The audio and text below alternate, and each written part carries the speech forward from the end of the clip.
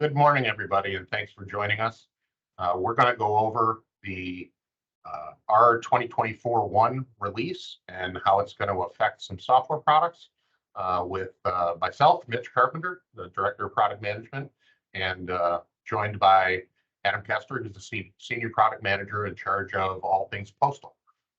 So with that being said, let's go ahead and jump into the 2024 rate case. And Mitch, the first thing to call out here is that a lot of the information that we're working off has been finalized, but there's still a lot of open details out there. So just as you're going through this, if it sounds like things have changed as you're listening to it compared to what we know at this time, we're recording on the 20th of December. The finalization of all of the rules and regulations and the rates themselves are still forthcoming. So if things change, we'll be updating our software and the things that need to change to accommodate what the post office puts out. We will be doing that as we go forward. And then just to jump right into it, like Mitch said, the really big thing here that if you're not already aware is that Postal 1 gets updated every time there is a major release like this. That Postal 1 release will be live on January 7th for the implementation date of the structure and rate changes on Sunday, January 21st. That means you've got that 2-week window where you can start submitting the new formats for both mail.xml and mail.dat. This is a pretty standard process, but if you're looking for an understanding of what versions you can support and submit and when, there's a nice table there for you, and let us know if you've got any questions about that, because it can be a little confusing if you're trying to jump versions. But we do have a new version of mail.dat, the 24-1, which means 22-1 will be rolling off, and then a couple new versions of updated mail.xml as well. For most people, this should be not a big impact. The software will just have the correct XML for you, but should you run into issues, please let us know. Absolutely. And then the rest of the things that we'll be going over in this webinar are, we've already talked about the rate changes in the mail.dat and mail.xml. In general, you can go and look at those things for yourself, so we're not going to cover the individual rates themselves, but we will talk about the major structural changes. Hopefully these feel a little bit lighter in terms of what's actually changing here, less impactful than the last couple of cycles, which is hopefully a nice breather for a lot of people, though there are some impactful things that we want to talk about. We'll talk a little bit about the changes that are going on for the mailing promotions and new incentives, and then a few additional regulatory things that you should be aware of that are happening in 2024 as we get into that are not necessarily directly tied to the rate case, but are worth noting as well.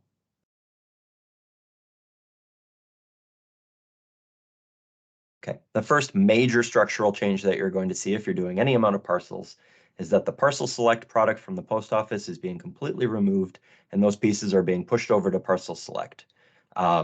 This will be very notable in the software, right? If you were doing Parcel Select Lightweight before, anything that allowed you to set up a job to do Parcel Select Lightweight will either be removed, depending on the product and its support, or will be transitioned to Parcel Select. In addition, Parcel Select itself has had a change to accommodate those new pieces coming over it, those lightweight pieces being shipped there, and that we've got a pricing threshold for weight breaks at the 4-ounce, 8-ounce, and 12-ounce, and then up to 16 ounces. And then it'll continue to function above that up to 70 pounds as it has in the past. Additionally, both Parcel Select Lightweight and Parcel Select were already just destination entered products, so you shouldn't see a lot of change there on where you can enter that mail. Again, back in July, all those both changed to remove any origin sortation, and anything that's not getting destination entered will still be going to the new USPS Ground Advantage.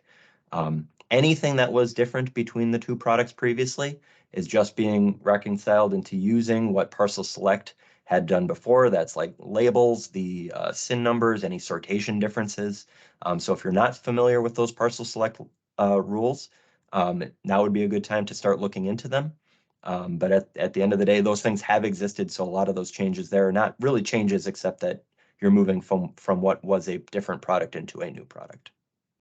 Some of the so what here is, we can't speak to what the exact postage will be, so any ongoing jobs you have for customers, it'll probably be a good idea to rerun some pre-sorts for test postage, and also, check your stock, check what you're printing on the pieces, make sure your indicias say Parcel Select, not Parcel Select Lightweight.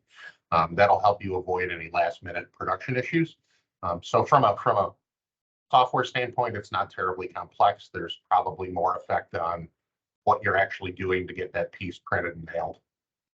Yeah, that's a good point, Mitch. And the other thing worth noting here, though our software doesn't need to do anything with it, the post office is offering some grace periods for labels and IMPBs that have been created prior to the changeover on the 21st. There's going to be a bit of a grace period. Most of those go till March 31st. And check the links at the end of the deck here if you're looking for more information about that, or a lot of the post office's communications will be. We're hoping they send out some communications so that folks are clear what they have grace periods on. Another major change that you'll be seeing if you're doing either periodical or bound printed matter is that these pieces are no longer required to be zoned for either sortation or in pricing. A lot of the pricing changes had kind of already been implemented in previous rate cases, in that no matter what zone you were going to, the pricing was already the same. But this change is removing the need to document those pieces separately and differently based on their zone, and also to sort them separately. So BPM, this should be a pretty straightforward transition for you. You'll see some changes in documentation if you hadn't already.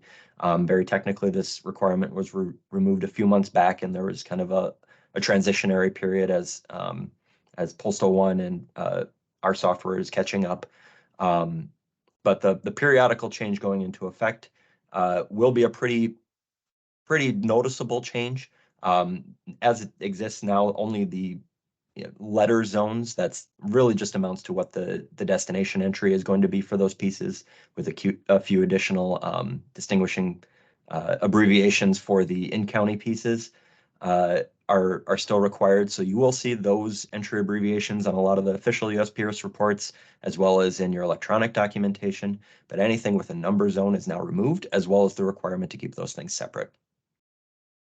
The other major thing that is, if you're doing exceptional dispatch for periodicals, is that exceptional dispatch was previously defined as in zones 1 and 2. With this change, they're changing that definition to local distribution, meaning in-county and DDU entry. So that is a thing to keep an eye out for as you're moving forward with this change. If you're doing exceptional dispatch, you just need to make sure that your pieces are qualifying in the correct way, and you're communicating with the post office if you've got any questions there.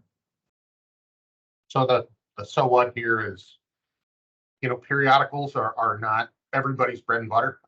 So a lot of times the Postal Service isn't always as familiar with reviewing that type of mail when it's dropped off at the dock, and there's a lot of changes in the documentation. So you may need to be patient if your BME doesn't understand what the changes are. Also, you'll have to talk with whatever floor staff you have, because if they're used to making sure that the pieces are all grouped together by zone, they need to know that that's not required anymore, so they don't stop an inkjet because they think something's wrong. It's not wrong, it's just different. Just make sure you communicate. If you do a significant amount of periodical mail, communicate to your floor, so they're not raising the alarm for nothing. And like I said, be patient with your BME. This is not the most common thing they look at, so they may be a little confused the first couple times. All right, and the next major thing that we want to talk about, it's a little less of a structural change to the new to the previous two, but it is a new thing that we want to call out. And in products that had already supported certificate of mailing in some way, in the future you will be seeing a way to submit a certificate of mailing form electronically. Really what this amounts to is that some files have been added to the mail.dat specification to allow transmitting the same information that you would have previously done on a hard copy form for certificate of mailing. And that'll allow you to submit those things electronically, and you'll be able to do multiple at once in those.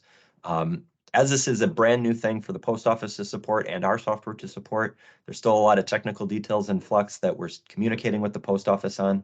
Depending on when we get a lot of those answers, we hope to have this out as soon as possible, but it may not be supported in the initial rate case releases.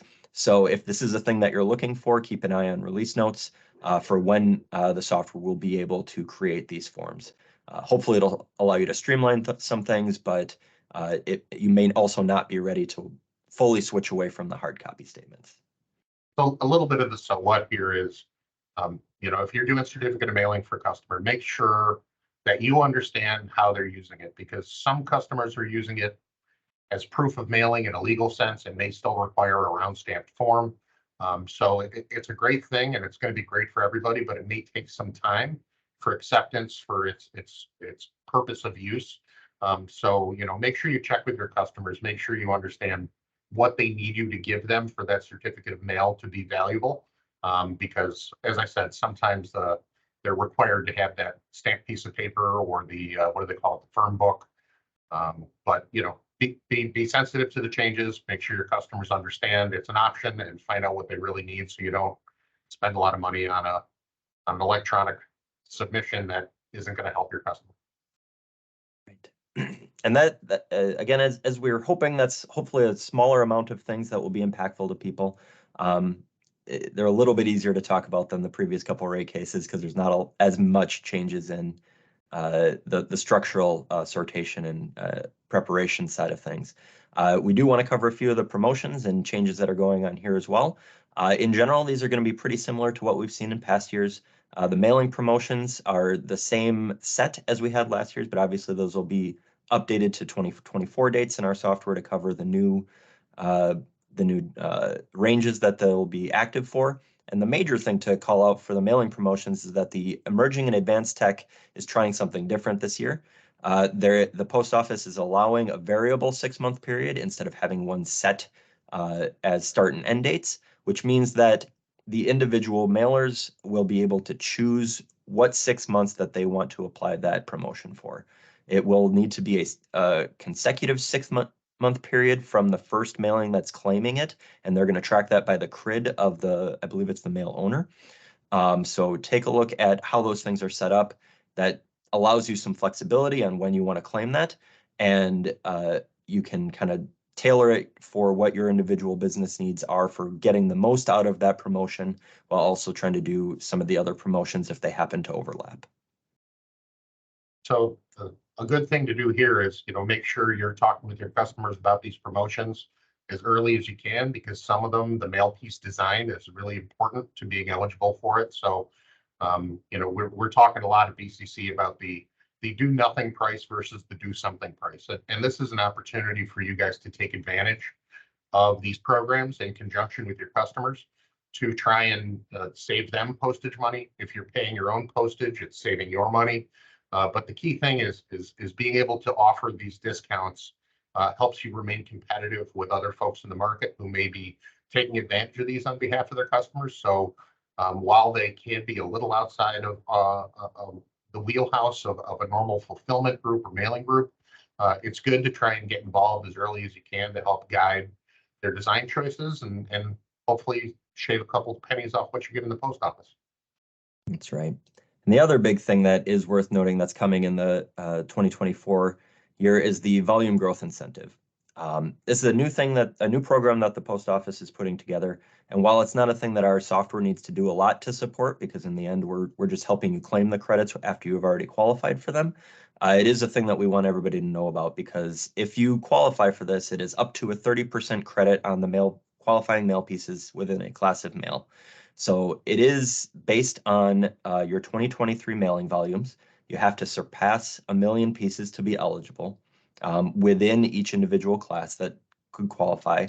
And as soon as you pass your previous year's volume in 2024 for mailings, you start to earn that 30% credit.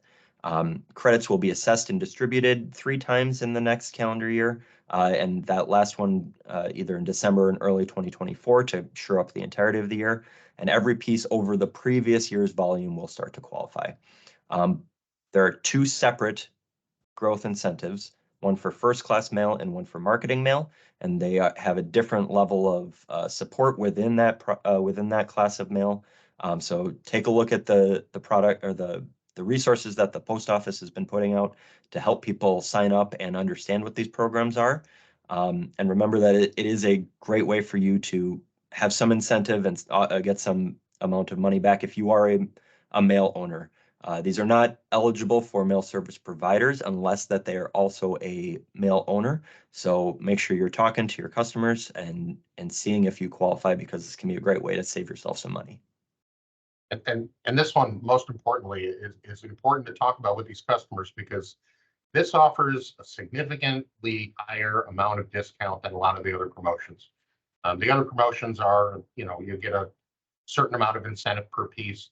This is 30% off postage in aggregate for the qualifying pieces. So it's pretty impactful if you're able to claim it. So do your homework, read a little bit about it, and definitely look into how those volumes are determined. The post office determines your previous year value, so you have to work with them to figure out what your volume was according to them. So there's a lot of little things here, but the upside is really much larger than any promotion I've seen before. So it's a very interesting program. Indeed. And we're all hoping for success of this, because if it is a successful thing for the post office and for the mailers, then obviously it'll have some staying power. And then the possibility exists that it'll be expanded to other either products or classes of mail in the future, though we hope to see that coming from the post office and their willingness to incentivize additional volume. A few other things that'll be coming in 2024 that are, again, not structurally significant, but will be things to note as you're moving forward, especially if you're already mailing pieces like this. The first of those is the two-dimensional barcode that will be required starting on the 21st for hazmat parcels. Basically, the major difference here is that this is a barcode that can be scanned no matter which way the piece is facing. It's 2 dimensions instead of the single line 1-dimensional barcode that it needs to be on 2 sides of the piece. So it just is trying to increase the amount of scans and decrease the amount of undocumented pieces that are going through the USPS system to include that barcode on the piece as well. For most of the BCC products, we are shooting to have that in our initial rate case release as well. But some of them may be pushed past a little bit past that date, just to make sure that those barcodes are being created correctly. And for most of our mailers, Ev and I've talked about this at length, I think the biggest impact will be for customers that are mailing things with lithium batteries, which sometimes can even be, applicable to a greeting, something as small as a greeting card, but a lot of specialties and other fulfillment items. So make sure you've got an eye on anything that's got a lithium sticker on the side, the battery with a little lightning bolt. You'll probably need to make sure you're incorporating this onto your label if you're shipping with the Postal Service. So that can be pretty impactful. If you don't put it on there, they will be unhappy with you and ask you to relabel the packages, which is an expense you don't want to incur. That's right. Another major thing that'll be happening, and probably not as impactful for many of our customers, but it's still worth noting in case you've got some work to do here, is that the hard copy postage statements as a method of payment will be removed from the USPS as an option to pay for your mailing. That starts on January 28th. BCC products won't need to do anything to support this, but it's important to know how your chosen product does support these things if you're not doing this today. So already all of the BCC products, pre-sorting products, support some form of electronic documentation and some combination of those, whether that's the mail XML, the mail.dat, or the shipping services file for uploading and paying postage on your mailing. We also have the post pre-sorting products such as DAT mail and post pre-sort that help you manage some of that eDoc in the mail.dats. And then additionally, if this is a new thing for you or you're just moving more into the space of e-documentation, Postal Web can help manage those submissions to Postal One so that it's got a little bit of a nicer way of doing a back and forth between managing those mailings and getting your postage statements back, so you know what the cost of each mailing is going to be. So the so what is your opportunity to fix a mailing with whiteout is now over. So right. Your ability to slice and dice these mailings to match what you're actually depositing to the post office is getting more and more important, especially because this is your primary way to pay postage. So, if you have any places where you feel like you have a gap, feel free to reach out to us. We'll see what we can do to help you, whether it's advice or a product or information. But just a thing to keep your eye on. It sounds like a little difference, but everybody has somebody in the back of the letter shop, a supervisor who can say, well, I'll just fix this and talk to the guy at the dock about it. And that's really not going to be an option anymore. So you have to be prepared for when things change unexpectedly. And Mitch, again, and the other thing to note here too is that though this may not change our software, it is a big change for folks that are doing those hard copy statements. The post office has been communicating about this since the beginning of the year, I believe. They've been sending out industry alerts and reaching out to those customers that are still using the hard copy statements. Hopefully this is not a surprise for you, but if it is, we've got a bunch of resources at the end of the deck that you can go out and find the right pathway to reach out to the post office. You can get it set up to do this in the next month or so here. And then the last thing, this isn't really a major change either, but you will see that 5 STIDS have been removed for ballot mail, as next year is an election year. And a lot of folks will be sending out, whether it's some kind of political mail, election mail, or ballot mail. It's important to know that, make sure you're keeping up to which STIDS are still applicable to your product.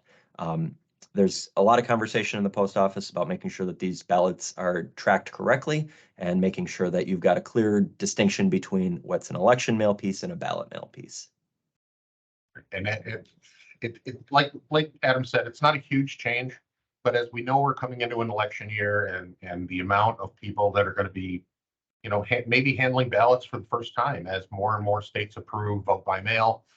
You may be asked to do things like this, and it's pretty critical that you get all of the barcode IDs correct so that the tracking and all the other systems work well behind the scenes.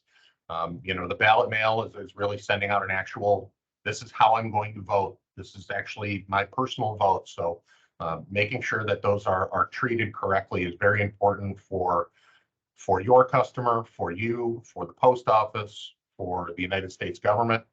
It's very important. So we'll probably have a little more coverage regarding changes made to political mail, which is messages related to a campaign, or ballot mail, which is the actual voting device.